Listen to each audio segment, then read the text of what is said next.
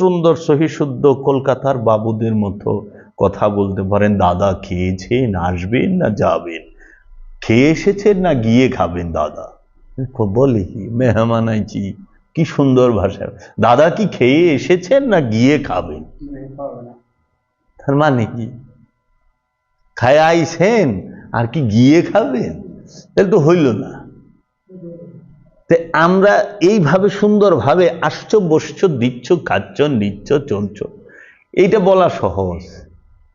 কিন্তু ঘুষ, সুদ, অহংকার, ক্রোধ, লোভ, হিংসা, এগুলো থেকে বিরত থাকা বড় কঠিন। আমরা তো দেখতে পাই যে অনেক নবজাতক শিশু ভয়ঙ্কর রোগ লয়ে আয় না?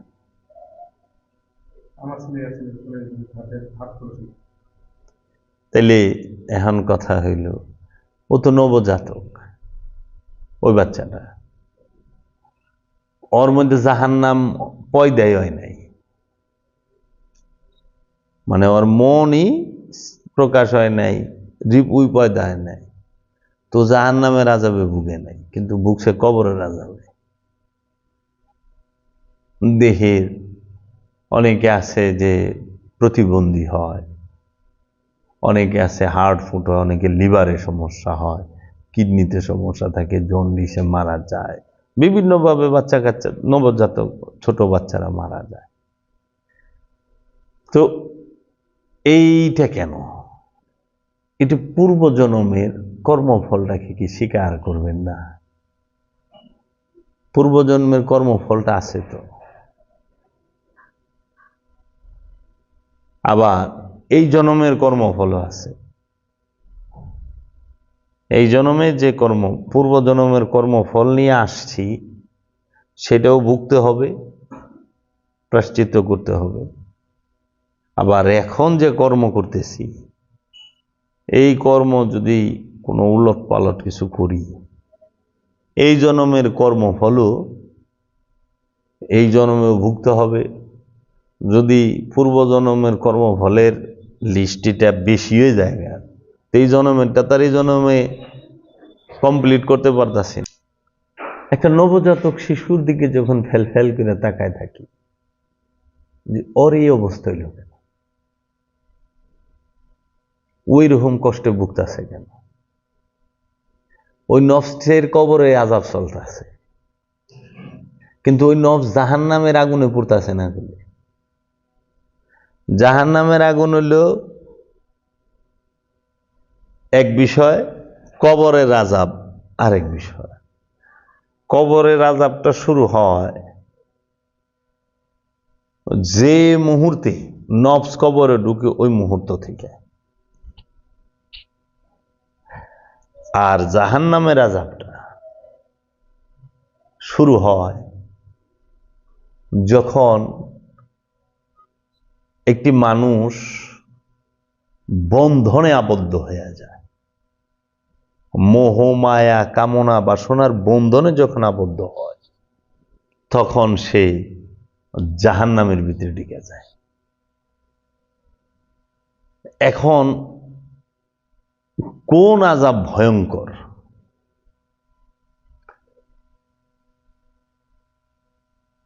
কবরের আযাবের থেকে ভয়ঙ্কর আযাব হলো জাহান্নামের আযাব। জাহান্নামের আগুন আর কবরের আযাব, জাহান্নামের কিন্তু আগুন আযাব, কবরের আযাব। তো কবরের যে আযাব, সেইটায় আপনার অন্য কোনো মানুষ ধ্বংস হবে না। যে কবরের আযাবে ভুগে, তার সাথে যদি আপনি চলেন, আপনি ধ্বংস হবেন না। কিন্তু যিনি জাহান্নামী, তার সাথে যদি আপনি চলেন, আপনি নিশ্চিত জাহান্নামে যাবেন। এর জন্য আপনার কবর যে আযাব আর জাহান্নামের আযাব বুঝতে হবে। জাহান্নাম হইল মনের বিষয়, আর কবরের আযাবটা হইল দেহের বিষয়। জাহান্নামের আগুন অন্তরে জ্বলে। জাহান্নামের আগুন কখনো কাঠ, কয়লা, কাপড় চোপড়, বাড়ি ঘর, আসবাবপত্র পুরায় না। জাহান্নামের আগুনে ধোঁয়া নাই, কিন্তু তাপ আছে ভয়ঙ্কর। জাহান্নামের আগুন কখনো আগ্নেয়গিরির আগুন না। জাহান্নামের আগুন কখনোই কাঠ কয়লা পোড়ানো আগুন নয়। জাহান্নামের আগুন কখনোই এই জাগতিক কোনো বস্তুর আগুন না, গ্যাসের আগুন না, তেলের আগুন না, কয়লার আগুন না। জাহান্নামের আগুন হইল কামনা বাসনা তথা রিপুর আগুন। ষড়রিপুর যে ধোঁয়াবিহীন, ধূম্রবিহীন অগ্নি, ষড়রিপু নামক যে ধূম্রবিহীন অগ্নি, সেই অগ্নি অন্তরে জ্বলে। যার অন্তরে যত বেশি ধূম্রবিহীন অগ্নি জ্বলে, সে তত বড় জাহান্নাম, সে তত জাহান্নামের আগুনে জ্বলতেছে। বুঝেছেন? এখন জাহান্নামের আগুন জ্বলা শুরু হয়, মানুষ জাহান্নামে ঢোকা শুরু করে হইল প্রাপ্ত বয়স হইলে।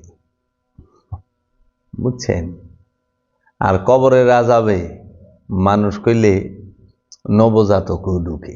নবজাতকের লেগে জাহান্নামের আগুন না, কবরের আযাব আছে। এখন যারা নাকি জাহান্নামের আগুন, জাহান্নামের আযাব এবং কবরের আযাব ত্যাগ করছে, তারা ইসলামের যে মূল দর্শন সেটাকে গোপন করছে। এর জন্য বাবা, আপনার কর্মের মাধ্যমে জাহান্নামের কর্মফল থেকে জাহান্নামের আগুনেও পুড়তে হয়, কর্মফল থেকে কবরের আযাবও ভোগ করতে হয়।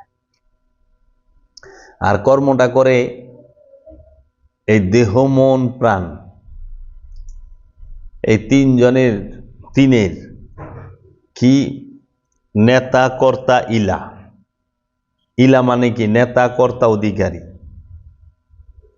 তো নেতাকে মন, মানে অধিকারীকে মন, নেতাকে এই আপনার কিছু ইন্দ্রিয় আছে, চোখ, কান, নাক, মুখ, এরা। কর্তাকে হাত, পা, প্রস্রাবের রাস্তা, পায়খানার রাস্তা, এরা। মনের ইচ্ছায় এই পঞ্চ ইন্দ্রিয় যে আছে নেতা নামক, তাদের দ্বারা হুকুম হইল হাত, পা, প্রস্রাবের রাস্তা, পায়খানার রাস্তা, ত্বক, এই পাঁচটা মিলা করল। হয়ে গেল জুলুম, অত্যাচার, জিনা, ব্যভিচার, সুদ, সব এনে। তো এর জন্য এখন এর ভিতরে কবরের আযাবের কর্ম কিছু আছে, আর জাহান্নামের আযাবের কর্ম কিছু আছে। তো এইটা দুই জনমে থাকে। এই জন্য বলছে, তোমরা পূর্বে যাহা পাঠাইয়াছিলে এবং এখন যাহা পাঠাইবা, তাই তোমাদের উপরে জমা থাকবে। পূর্বে কি আর এখন কি? পূর্বে মানে পূর্ব জনম, আর এখন এই জনম। এই দুই জনমে নিয়ে, এর জন্য তকদির নিয়ে মানুষ আসে, তকদির নিয়ে মানুষ যায়। কেউ খালি হাতে যায়ও না, কেউ খালি হাতে আসেও না। এটা দেহের হাত খালি থাকে, কিন্তু তার নফসের যে হাত, মানে শক্তি, সেটা কিন্তু খালি যায় না। কারণ কর্মফল লয়ে যেতেছে। তো সে, একটা মানুষ মারা গেলে সে পোশাক আশাক, সোনা দানা কিছুই নিয়ে যায় না, কিন্তু কর্মফল নিয়ে যায়। আবার একটা মানুষ আসলে সেও কোনো পোশাক আশাক পরে আসে না, গহনাগাটি পরে আসে না, কিন্তু সে কর্মফল নিয়ে আসে, তকদির নিয়ে আসে, তকদির নিয়ে যায়। যারা বলে যে ভাই আসছেন, খালি হাতে আইছেন, খালি হাতে যাইবেন, এত খাম খাম করেন, হ্যাঁ, ওটা সে দেহের হাতের কথা বলতেছে, কিন্তু তার কামনা বাসনা শূন্য করে সে যাইতেও পারে নাই, কামনা বাসনা শূন্য করে সে আসতেও পারে নাই। কামনা বাসনা শূন্য হইয়া যে আসে তিনি নবী ওলি রসুল, আর কামনা বাসনা শূন্য করে যে যাইতে পারে সে মুমিন মুত্তাকি মুহসিনিন সবিরিন ওলি আল্লাহ। বুঝছেন? এর জন্য কামনা মুক্ত বাসনা মুক্ত হয়ে যাইতেই হবে। ওই যে শেষ কোথায় বললেন, প্রশ্ন করলেন যে বাবাই শেষ কোথায়? এই শেষ হইল যে কামনা শূন্য হওয়া। এখন কোনটা কামনা আর কোনটা ইবাদত, কোনটা প্রয়োজন? একটা হলো নিড, একটা হলো গ্রিড। নিড আপনার প্রয়োজন, গ্রিড আপনার ইচ্ছা। কামনা এটা পাপ, কর্ম ইবাদত। কর্ম কি আর কামনা? তাহলে কর্ম ছাড়বেন না কামনা ছাড়বেন? তো প্রতিটা মানুষের কামনা ছাড়তে হবে, কর্ম ছাড়া যাবে না। কর্ম ইবাদত, কামনা পাপ। সম্পদ অর্জন করা এটা ইবাদতের ক্ষেত্রে পড়ে, এবং সম্পদ অর্জন করা এটা প্রয়োজন, কিন্তু সম্পদ জমা করা হারাম। সম্পদ অর্জন করা হারাম না, সম্পদ জমা করা হারাম। সম্পদ খরচ করা হারাম না, সম্পদ জমা করা হারাম। ব্যয় করা হারাম না, অপব্যয় করা হারাম। ব্যয় করা যাবে, অপব্যয় করা যাবে না। সম্পদ অর্জন করা যাবে, সম্পদ জমা করা যাবে না। তাহলে এদিকে হলো কামনা পাপ, কর্ম ইবাদত, এদিকে সম্পদ অর্জন করা ইবাদত, সম্পদ জমা করা হারাম, নিষেধ। তোমরা সম্পদ জমা করিও না। হ্যাঁ, তারপরে জ্ঞান অর্জন করা ইবাদত, ফরজ। আর অজ্ঞানতাই কুফরি। ইসলাম নূর আর অস্বীকার হইল কুফর। এখন আল ইসলাম নূরুন ওয়াল কুফরে যুলুমাত। অন্ধকার, কুফরি হইল অন্ধকার, আর ইসলাম আত্মসমর্পণই হইল আলো, জ্যোতি, নূর। হ্যাঁ, এখন আপনি সম্পদ জমা করবেন না, সম্পদ অর্জন করবেন। আপনি কামনা করবেন না, কর্ম করবেন। এখন মানুষ আমাদের কথা বুঝে না অনেক সময়। অনেক মানুষ, সবাই না, কিছু মানুষ তারা মনে করে উনি তো কইছে যে কর্ম। এখন আপনি সাধনা যে করবেন, আপনি কি ত্যাগ করবেন? আপনি কি সংসার ত্যাগ করবেন না আমিত্ব ত্যাগ করবেন? আর আপনি কি বউ পোলাপান ভালাই থিয়ে যাবেন গা সাধনা করতে, মুরাকাবা মুশাহিদা করতে? হ্যাঁ, সংসার ছাইড়ে দিবেন না শয়তান রে ছাড়বেন? মানে মানুষ গৃহ ত্যাগ করে, আমিত্ব ত্যাগ করে না। গৃহ ত্যাগ করা তো বৈরাগী না। গৃহ ত্যাগ করলেই সে বৈরাগী হয় না, আমিত্ব ত্যাগ করলে বৈরাগী হয়। বুঝছেন?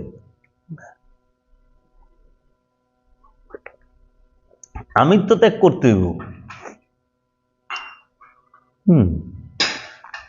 গৃহ ত্যাগ করা যাইব না। বুঝছেন? এর জন্য মানুষ, এখানে তিনটা জিনিস কইলাম। কি বললাম? এক, আপনি কি কর্ম ইবাদত কামনা পাপ? কর্ম কখনোই পাপ নয়। কর্মের মধ্যে যখন কামনা যুক্ত হয় তখন কর্ম কুলুষিত হয়, আর যেই মুহূর্তে কর্ম কুলুষিত হয় সেই মুহূর্তেই পাপ হবে। এর জন্য আপনি কর্ম ছাইরেন না, আপনি কামনা ছাড়েন। কর্ম ইবাদত, কামনা পাপ। দ্বিতীয়ত বললাম হইল যে আপনি ঘর সংসার ছাড়বেন না আমিত্ব ছাড়বেন। আপনি ছাড়বেন বৈরাগ্য কাকে বলে, সাধনা কাকে বলে। আপনি ঘর সংসার ত্যাগ করবেন না, আপনি ত্যাগ করবেন খান্নাস রূপী শয়তানকে, নফস থেকে। কামনাকে ত্যাগ করবেন, আমিত্বকে ত্যাগ করবেন। নফসকে কুরবানি করবেন না, আমিত্বকে কুরবানি করবেন। অনেকে বলেন নফসকে কতল করো, নফসকে কতল করান যাবে না, কতল করতে হইব আমিত্বকে। আল্লাহর নামে ফি সাবিলিল্লাহ আমওয়াত, আল্লাহর রাস্তায় আল্লাহর জন্য নিজের আমিত্বকে কুরবানি করতে হবে। এর জন্য আপনি কি করবেন, যে গৃহ ত্যাগ করলেই বৈরাগী হওয়া যায় না, আমিত্ব ত্যাগ করলে বৈরাগী হয়। বউ পোলাপান ফালাই থুইয়া গেলে গাই ফকির হয় না, খান্নাস রূপী শয়তানকে ফালাই দিতে পারলে ফকির হয়, অলি হয়। আরেকটা বললাম হইল যে সম্পদ অর্জন করবেন, ব্যবসা করবেন, চাকরি করবেন, কর্ম করবেন, সম্পদ অর্জন করবেন, কিন্তু সম্পদ জমা করবেন না। রেজেক মিন রাব্বানা। এমন সম্পদ কুক্ষিগত করা, ধরে রাখা, আটকায় রাখা নিজের মধ্যে। এখন সম্পদ কাকে বলে সেটা বলতে হবে। এখন মানুষের দৈনন্দিন নিত্য প্রয়োজনীয় যে সকল বস্তু আছে সব কিছুকেই সম্পদ হিসেবে গণ্য করা হয়। যেরকম সম্পদ কি চাল, সম্পদ কি ডাল, তেল, নুন, সম্পদ কি পোশাক, সম্পদ কি জমি জমা, জমি জিরাত, এগুলো। টাকা কিন্তু সম্পদ না। টাকা হইল সম্পদ আদান প্রদানের মাধ্যম। সম্পদ আদান প্রদানের মাধ্যম হইল অর্থ, মুদ্রা, টাকা। এখন মনে করেন আকালের বাজার, আপনি যদি আকালের বাজারে এক বস্তা টাকা নিয়ে যান যে আমার এক বস্তা চাউল দাও, পাবেন? পাবেন, কারণ আকাল। টাকা খাইলে পেট ভরবো? টাকা খাওয়ান যায়?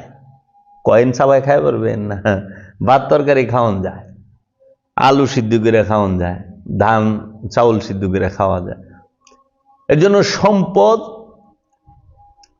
টাকা না, সম্পদ হইল টাকা হইল সম্পদ আদান প্রদানের মাধ্যম। এর জন্য আপনি যদি ধান চাউল মজুদ করে রাখেন, গম মজুদ করে রাখেন, তেল মজুদ করে রাখেন, তাহলে তো সমাজে কৃত্রিম অভাব তৈরি হবে। আরেকজন না খায় থাকবো, দাম বাইরে যাইব। দাম বাইরে গেলে পরে আপনি ওই ব্যক্তিকে, আরেকজনে খাবার যখনই তার ক্রয় ক্ষমতার বাইরে চলে যাব, তখনই সে 1 কেজি খাইতো, ওইটার আধা কেজি করব। এখন 1 কেজির দাম আধা কেজি কিনা লাগে, কিন্তু তার আধা কেজি খাইলে তার ক্ষুধার নিবারণ হচ্ছে না। আর আধা কেজি কেনারও সমর্থ নাই, সে 1 পোয়া কিনবো, তার ক্ষুধা নিবারণ। তাহলে আপনি তার উপরে জুলুম করতেছেন কেন? আপনার একটু মুনাফার জন্য, কিছু সম্পদ বাড়ানোর জন্য। এর জন্য ইসলাম এত সুন্দর দর্শন দিছে। এরা বলে কোরআনের আইন দিয়ে ক্ষমতা চালাইব, ওরা কোরআন বুঝে? ইসলাম এত সুন্দর দিছে। ইসলাম বলছে আরাইতাল্লাযী ইউকাযযিবু বিদ্দীন ফাযালিকাল্লাযী আদউল ইয়াতীম। আরাইতাল্লাযী ইউকাযযিবু বিদ্দীন ফাযালিকাল্লাযী ইয়াদউল ইয়াতীম। আপনি কি সেই ব্যক্তিকে দেখেছেন যে দিন থেকে সর্বপ্রথম বাদ? কে সে? যে এতিমের হক মেরে খায়। ওয়াইলুল লিকুল্লি হুমাযাতিল লুমাযাত আল্লাযী জামআ মালান ওয়া আদ্দাদা ইয়াহসাবু আন্না মালাহু আখলাদা। বলতাছে না যে যাহারা সম্পদ গুনিয়া বাছিয়া রাখে, তাহারাই এই সমাজের ভিতরে সমস্যা ক্রিয়েট করে। সম্পদ গুনিয়া বাছিয়া রাখা,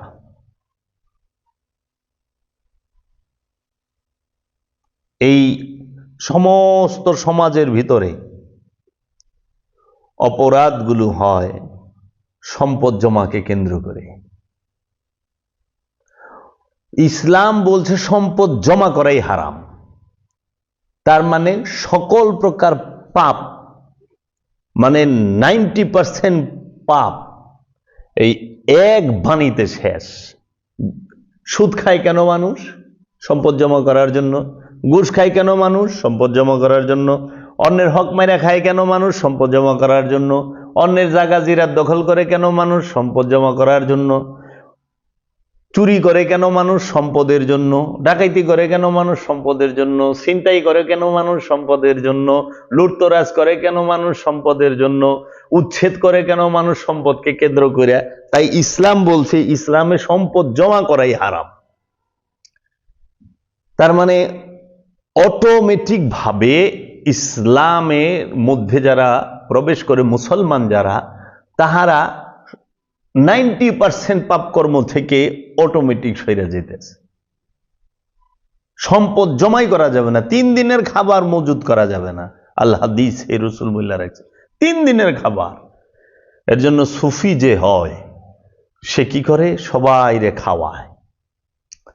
যদি খাওয়ানোর পরে বাসে, এটা রাস্তার মোড়ে সেটা নিয়ে যায়, রাস্তার মধ্যে মুসাফিরদের মধ্যে বিলি করে দেয়, বাজারে নিয়ে যায় বিলি করে দেয়, ফ্রি খাওয়াও, তাকসিম করো, বাইটা দাও, তাকসিম করো, বন্টন করো।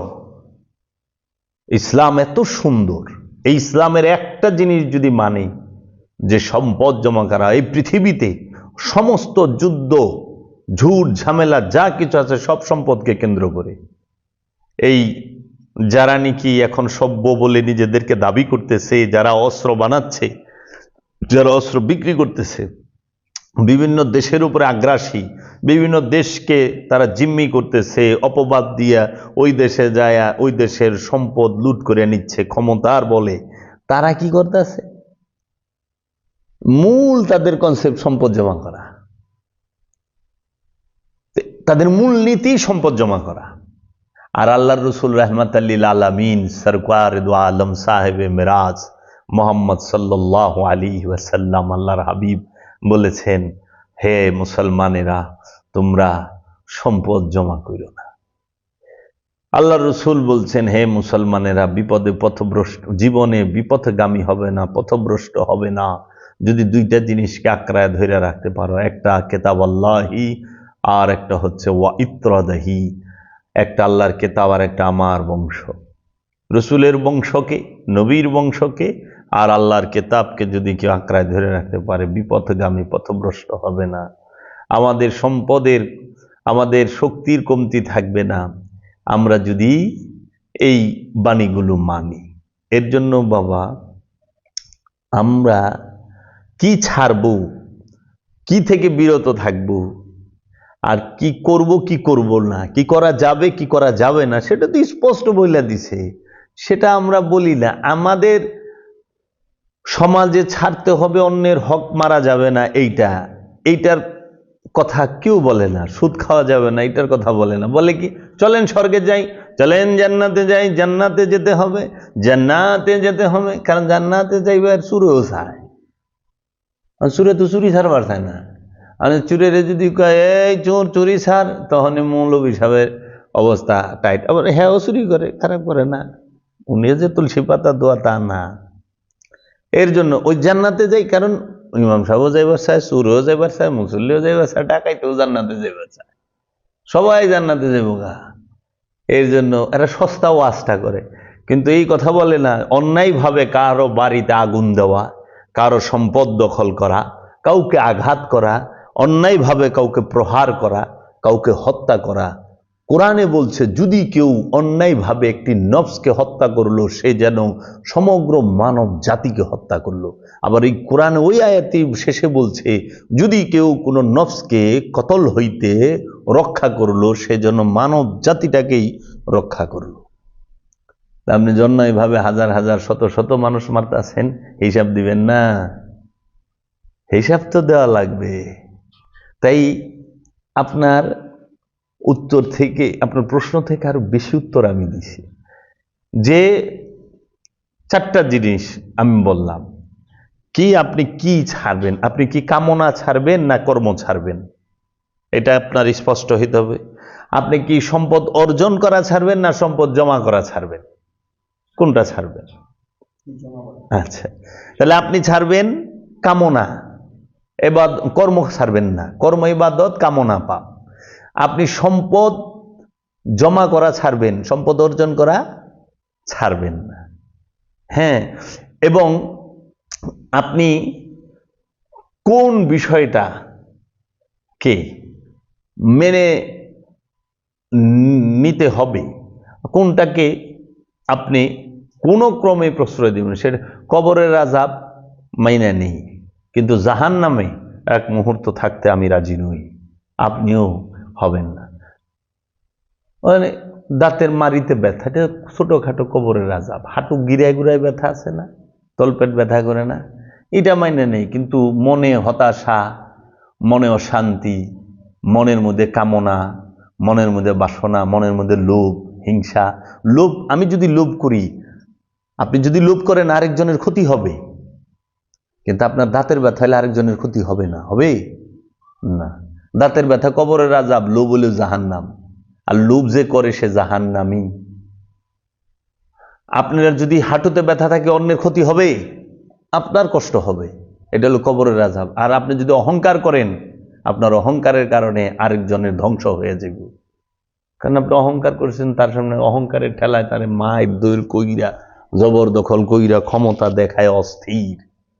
এর জন্য জাহান্নামের রূপ যেই দিন আপনি প্রকাশ করবেন সেই দিন তো আরেকজন ধ্বংস হয়ে যাবে।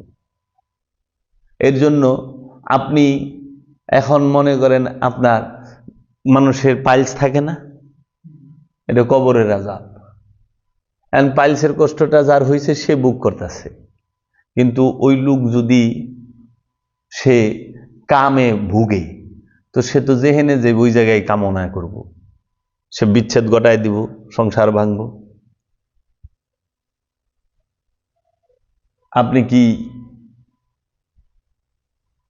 এই দেহে বিষ ব্যথা লইয়া মেরাজে যাইতে পারবেন, কিন্তু লোভ হিংসা নিয়ে মেরাজে যাইতে পারবেন না? আপনি পায়খানা রাস্তা পাইলস আছে, কুটকুট করে কামড়াইতেছে, এইটা কবরের আযাব, কিন্তু আপনার মনে হিংসা, এই হিংসার কারণে আপনি অন্যের ধ্বংস করে ফেলাইছেন, আরেকজনের জীবন সংসার নাশ করে ফেলাইছেন হিংসার কারণে। তাই হিংসাটা হলো জাহান্নাম, আর ওই পাইলসটা হলো কবরের আযাব। বুঝতেইব, চোখে ছানি পড়ে গেছে, চোখে কম দেখেন, এটা আপনার সমস্যা, কিন্তু চোখের নজর ভরা কামনা যারেই দেখে আপনার বুকের কাপড় গু। ঢাকা ইউনিভার্সিটি ধরল না, এই বুকে কাপড় কোথায়, এই বুকের উপরে কাপড় দেন নাই, আপনার কোথায়? তো অন্যজরে দৃষ্টি, কামের দৃষ্টি, ওইটি জাহান্নাম। এই জাহান্নাম ওর ঘরের ভিতরেও জাহান্নাম, ওর বউর উপরেও জাহান্নাম হয়ে রয়েছে গা, ওর বোনের উপরে জাহান্নাম হয়ে গেছে, ওর মার উপরেও জাহান্নাম হয়ে গেছে, ওর শালির উপরে জাহান্নাম হয়ে গেছে, ওর দাদির উপরেও জাহান্নাম হয়ে গেছে, জাহান্নাম। শান্তি দিব না কেউ এরই। এর জন্য এই বিষয়গুলোকে লোভ, হিংসা, অহংকার, কামনা, বাসনা, মোহ, মদ, মাৎসর্য, এইগুলা হইল জাহান্নাম। আর বিভিন্ন দৈহিক রোগ, ডায়াবেটিস, জ্বর, হাঁপানি, পাইলস, লিভারের সমস্যা, কিডনির সমস্যা, হার্টের সমস্যা, এটা হলো কবরের আযাব। এখন আপনি হতাশা হওয়ার কোনো কারণে আপনি এখন নির্ণয় করেন আপনি কি জাহান্নামে আছেন না কবরের আযাবে ভুগতাছেন। ওই যে কবরের আযাব, কিন্তু জাহান্নামে তো নাই। যদি হতাশায় থাকেন, সব সময় ডিপ্রেশনে থাকেন, সব সময় চিন্তায় থাকেন, হতাশা, সব সময় লোভী হয়ে থাকেন, সব সময় কামুক হয়ে থাকেন, 24 ঘন্টা আপনি হিংসুক, 24 ঘন্টা আপনি রাগী, 24 ঘন্টা আপনি জমা করার নিয়তে বইরেছেন, মনে রেখেন জাহান্নামে যাইবেন না, আস্তা জাহান্নাম হইয়া বই রইছেন আপনি। আপনি নিজে জাহান্নামে এবং নিজেই জাহান্নাম। এই জাহান্নাম যেহেনে ডুববো ওই জায়গায় আগুন ধরে যাব। আর এটা এমন এক আগুন, পুড়বো কিন্তু মরবো না। লাকড়ির আগুনে পুড়লে ছাই হয়, জাহান্নামের আগুনে পুড়লে কেউ ছাই হয় না। এর লেগে দেখেন না আমার কাছে যে রূপক কথাগুলো বলে যে জাহান্নামের ভেতরে হাতুড় দিয়ে মাথায় পিটাবে, মগজগুলো ছিন্ন ভিন্ন হবে, আবার এক হবে। এটা হলো রূপকতা বোঝায় যে জাহান্নামের আগুন কখনোই কয়লার আগুন, কয়লার আগুনে পুইরে ছাই হয়ে যায়, আর রিপুর আগুনে পুড়ে মরে না, ছাই হওয়ার সিস্টেম নাই, ধুকধুকায় জ্বলবো। এর জন্য বাবা আপনার হতাশা শেষ হয় না। কেন হতাশা শেষ হয় না? হতাশা শেষ এর জন্য হয় না, আপনি নির্ণয় করতে পারতেছেন না, বুঝতেছেন না যে আসল বিষয় কোনটা। আমি অনেকে বলে যে বাবা আমি তো বউ পোলাপান ছাইরা আয়া পারতাছি না, সংসারে বন্ধনে আমি এখন কি করি, আমার তো আটকে গেছে। বাবা তোমার বউ পোলাপান ছাড়তে কইছে কি? কোন নবী বউ পোলাপান ছাড়ছে? আত্মীয় স্বজন তো কোনো নবী রসুল অলি আল্লাহরা ছাড়ে নাই। বউ পোলাপান ছয় সংসার কোনো নবী রসুল অলি আল্লাহরা ছাড়ে নাই। বরঞ্চ উল্টা হয়েছে কি, আত্মীয় স্বজনরা নবীকে বাইর করে দিছে, নবীর কাছে যায় নাই। আত্মীয় স্বজনরা রসুলকে তাদের পরিবার থেকে, তাদের বংশ থেকে বাইর করে দিছে, রসুলের কাছে আত্মীয় স্বজনরা যায় নাই। অনেক সময় দেখা যায় স্ত্রী সন্তান তাহারাও নবী রসুল অলি আল্লাহদের থেকে দূরে সরে যায়, তারা সরে যায়। আত্মীয় স্বজন, স্ত্রী পুত্র পয় পরিবার, গ্রামবাসী, সমাজ, তাহারা অলি আল্লাহ থেকে সরে যায়, নবী রসুল থেকে সরে গেছে। কিন্তু নবী রসুল অলি আল্লাহরা কখনোই তাদের থেকে সরে না। অলি আল্লাহ নবী রসুলরা কি করে? ধৈর্য ধরে, চুপ থাকে, নীরব থাকে, যে এক সময় আবার রিটার্ন আসবে।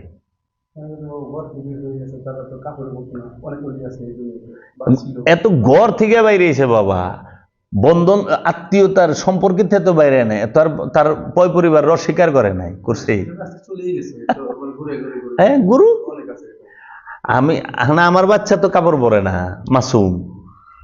আপনি 3 বছরের, 2 বছরের, 1.5 বছরের বাচ্চাটা কাপড় পরে? অনেক সময় ল্যাংটা ঘুরে না তো, ও কি আপনার থেকে সরে গেছে? ও তো সরে যায় না, ও অনেক সময় ঘুরবার লেগে বাইরেও যায়।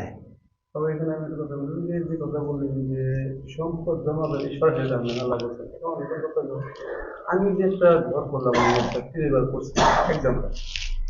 আমার একটা করে আর একটা করে আশা করে আমি আরো খাটতেছি, কাজ করে এটাই প্রবলেম না। বিষয় হইলো বাবা, একটা হলো নিড, আমি প্রথমেই বললাম প্রয়োজন, আরেকটা হলো গ্রিড, ইচ্ছা।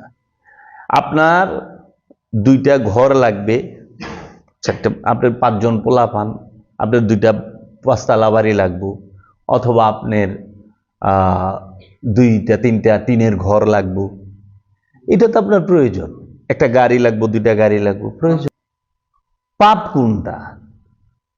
পাপ হইল যেটা আপনি বুঝেন সেটা না, এটার কথাটা হবে সার্বজনীন, সবার জন্য। মানে এক একজনের জীবন চলাফেরার মান এক এক রকম, এক এক দেশের মানুষের এক এক রকম। বাংলাদেশের মানুষের মাথা পিছু আয় $50 যদি ধরেন, আমেরিকার মানুষের মাথা পিছু আয় তো $300-500 আছে, তাই না? মানে এটা কথার কথা। তাহলে এই যে বিষয়, আপনার যেটা লিমিট ক্রস করছে, যেরকম অনেক আছে 400-500 পাখি জমি ধরে রাখছে, এই গ্রামে বসবাস করে, একটা গ্রামে কিংবা একটা ইউনিয়নে সে আছে, তার 500 বিঘা জমি। তো যেই দিক দিয়েই যান ওনার জমির উপর দিয়ে যাইতে হয়, ওই 500 বিঘা তো সে ধরে রাখছে, অনিশ ওইটা দিয়েই সে অন্যের উপরে কর্তৃত্ব খাটাইব। তা সে কি করব, অন্যের নিজের গোলাম বানানোর চেষ্টা করব। আয় আমার কথা মতো চলবে, আমার কথা শুনবি, যদি না শুনস তোরা আমার জমির উপর দিয়ে যাইবারও দিব না, এই জমি চাষবাদও করবার দিব না। বাস আপনার আন্ডারে এই যে আস্তে আস্তে আপনি জুলুম শুরু করবেন আপনার ইচ্ছা মতো। আপনি ওরে জমি দিলেন, এক পাখিতে 20 মণ দান হয়, আপনি কি করলেন, ওর থেকে 15 মণ লয়ে গেলেন, 5 মণ ওরে দিলেন, অত্যাচার হইল না? খাটায় খোটায়। তো এই যে এতটা, কিন্তু আপনি 2-4 পাখি 5 পাখি জমি আপনি রাখছেন, ফসল করে খান, শুধু তো একা খান না, 100 মণ দান হয়েছে 5 পাখি জমিতে, আপনি বছরের লেগে 40 মণ রাখলেন, 60 মণ বিক্রি করলেন, মানে বিক্রির যে টাকা সেটা তো আপনার কাছে, কিন্তু ওইটাও তো সেবা। আপনি ওইটা করছেন দেখে আরেকজনে খাওয়াইবার একটু সস্তায় পাইল, এটা কিন্তু ইবাদত। এবং আপনার ওই টাকাটা বড় না, সেবাটা বড়। যে আপনি মানুষকে 1 মণ ধান বিক্রি করছেন 1000 টাকা, কিন্তু 1 মণ ধান সে যে খায়া বাঁচলো, এটার অনেক বড় ইবাদত। আর আপনি তো শুয়েও থাকা পারতেন, দূর খেত খোলা কি করবে, এত কষ্ট, অত লাভ নাই, করুম না। কিন্তু রেজেক্ট আসবে কোথা থেকে যদি এটা না করেন? আপনার রেজেক্ট, মানুষের রেজেক্ট আপনার মধ্যে বই রয়েছে। আপনি এইভাবে চিন্তা করেন না কেন যে আমি মানুষকে সেবা করুন?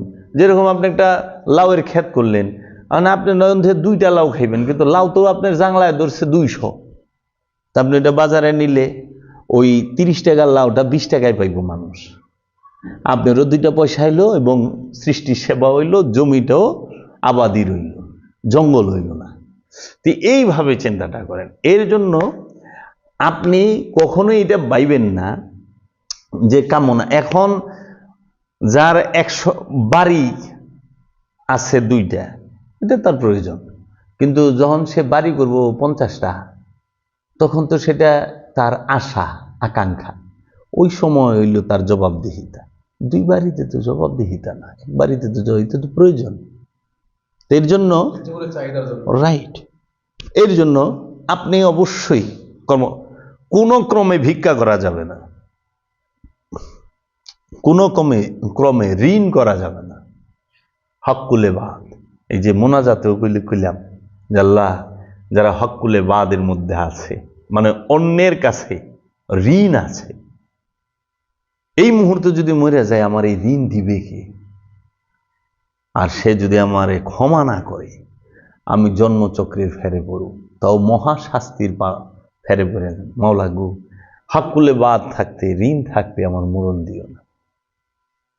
এই যে এইভাবে আপনি করে দেখেন, আপনার মন শান্ত হবে। আর অনেকে আছেন অনেক সময় করে যে স্বামী স্ত্রীর বিষয়ে থাকে, যে স্বামী স্ত্রী মানে পীরের কাছে মুড়ি দিয়েছে, পীরে কইছে আরে দুনিয়া ছাড়, সাধনা ছাড়, এগুলা ছাড়, সাধনা কর। এখানে কি করে প্রথমেই যায় একটা ভুল চিন্তা করে, কি আমার কাছে এইটা আসে অনেকে, যে স্বামীর থেকে স্ত্রী একটু দূরত্ব বজায় রাখে, সাধু হয়ে যায়, আবার স্ত্রী থেকে স্বামীও দূরে যায়।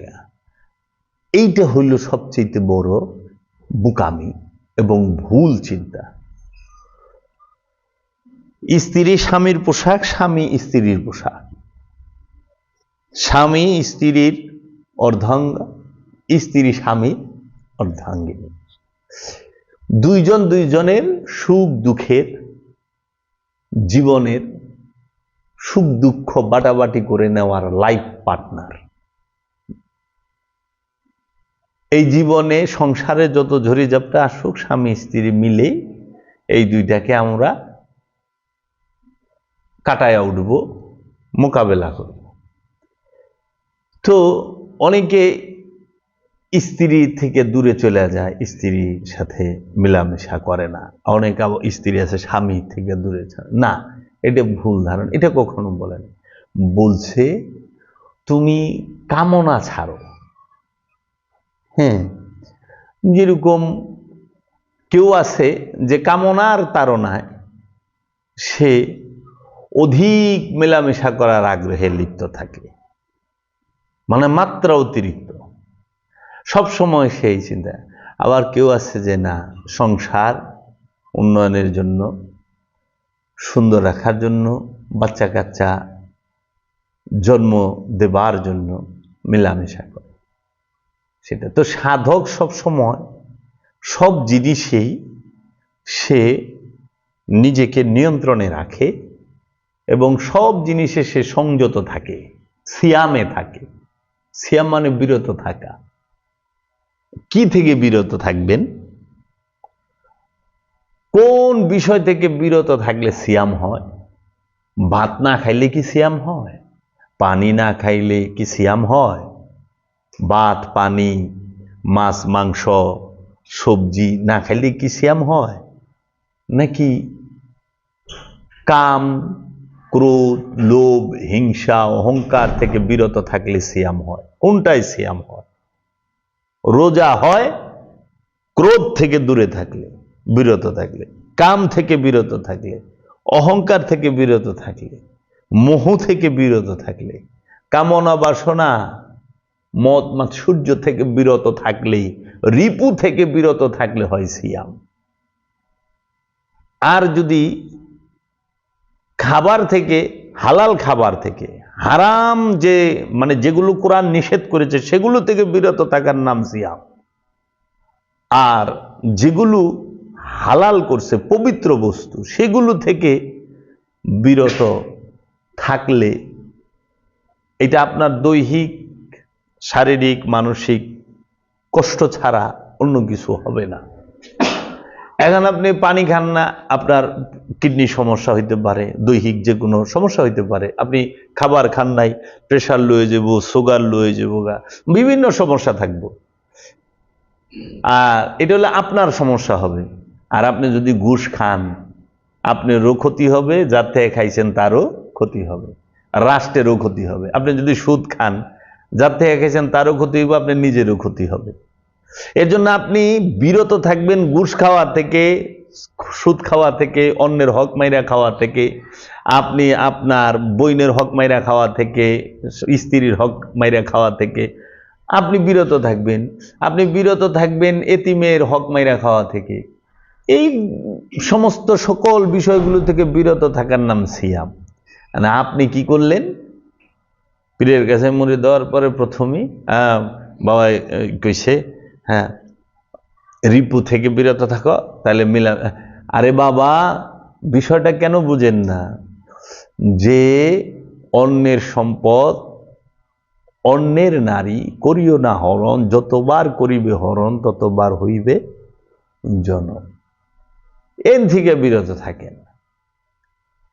কিন্তু আপনি ঘুষ খাচ্ছেন কিন্তু ভাত খাচ্ছেন না। রোজার দিনে অফিসাররা ঘুষ খায় না, কিন্তু ভাত পানি খায় না। আল্লাহকে অনেক ডরায়, একটু ভাত পানি মাগরিবের আজানের আগে খাবে না। কিন্তু ঘুষ না দিলে, যে ঘুষ দিব না হের ফাইলই বন্ধ, কাম হবে। আল্লাহ কইছে যে তুমি হারাম খায় না। হারাম খায় কিন্তু হালালটা খায় না। ভাত পানি তো হালাল, পবিত্র বস্তুকে হালাল করে দেন, অপবিত্র বস্তুকে হারাম করে না। ঘুষ খায়, ভাত খায় না, পানি খায় না। আপনি যাই দেখবেন সম্পদ মজুদ করে খায়, তেল মজুদ করছে রোজার মাসে, ছোলা মজুদ করছে, ডাইল মজুদ করছে, সব মজুদ করে, কিন্তু সে পানি খায় না, মজুদ করে খায়। বড় বড় আড়তদার যারা কারবারি, বড় বড় ডিলার, সবাই মজুদ করে, অধিকাংশ মজুদ করে, কিন্তু তারা রোজা রাখছে। এক রোজাটা দেখলে না ফেরেশতা আশ্চর্য হয়ে যায়, ভয়ঙ্কর রোজাদার। আমরা তো আশ্চর্য, এটা আবার কেমন রোজা, ভয়ঙ্কর রোজা। হ্যাঁ, তো কাছেই বাবা এই বিষয়গুলো যে পর্যন্ত মানুষ স্বচ্ছ ধারণা না আসবে, কি করব না, কোন বিষয় থেকে বিরত থাকবো আর কোন বিষয়কে আঁকড়াইয়া ধরবো, সেটা যে তুই না বুঝবে, আরবি পড়লে কোনোদিন পাপ থেকে বিরত থাকতে পারবেন না। যদি আপনি কোরআনকে এবং রসুলকে আঁকড়ায়া না ধরেন। রসুল আলে রসুলকে আঁকড়ায়া ধরতে হবে, কেতাবকে আঁকড়াইয়া ধরতে হবে, আল্লাহর দড়িকে আঁকড়াইয়া ধরতে হবে, তখন আপনি পথ পাবেন। আর নাহলে আপনি সুন্দর ইংরেজি পড়তে পারেন, খুব সুন্দর একদম সহি শুদ্ধ আরবি পড়তে পারেন, খুব সুন্দর সহি শুদ্ধ কলকাতার বাবুদের মতো কথা বলতে পারেন, দাদা খেয়েছেন, আসবেন না যাবেন, খেয়ে এসেছেন না গিয়ে খাবেন, দাদা বলে কি মেহমান আইছি, কি সুন্দর ভাষা, দাদা কি খেয়ে এসেছেন না গিয়ে খাবেন, তার মানে কি খায় আইছেন আর কি গিয়ে খাবেন, তাহলে তো হইল না। আমরা এইভাবে সুন্দরভাবে আসছো, বসছো, দিচ্ছ, খাচ্ছ, নিচ্ছ, চলছ, এইটা বলা সহজ, কিন্তু ঘুষ, সুদ, অহংকার, ক্রোধ, লোভ, হিংসা, এগুলো থেকে বিরত থাকা বড় কঠিন।